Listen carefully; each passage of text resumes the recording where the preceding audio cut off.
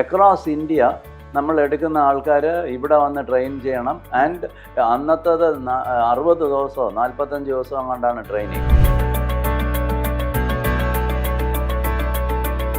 30 വർഷത്തിന് മുമ്പായിട്ട് ഒരു കോർപ്പറേറ്റ് ലേണിംഗ് സെന്റർ തുടങ്ങണമെന്നും അത് തിരുവനന്തപുരത്ത് ഹൈക്കോടതി തീരുമാനിക്കണമെന്നുണ്ടെങ്കിൽ അത് ചുമ്മാ തീരുമാനിക്കാൻ പറ്റുന്ന കാര്യമല്ലോ.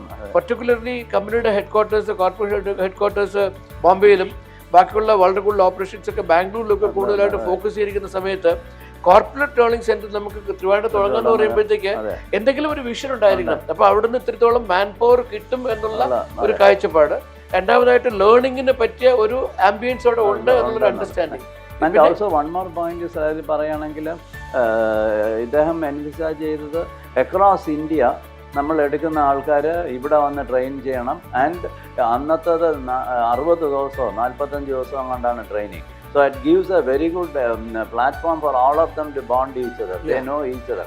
അന്നത്തെ ഇവിടെ നിന്ന് ഇറങ്ങിയവരെല്ലാം ഇന്നും കണക്റ്റഡാ ആണല്ലേ.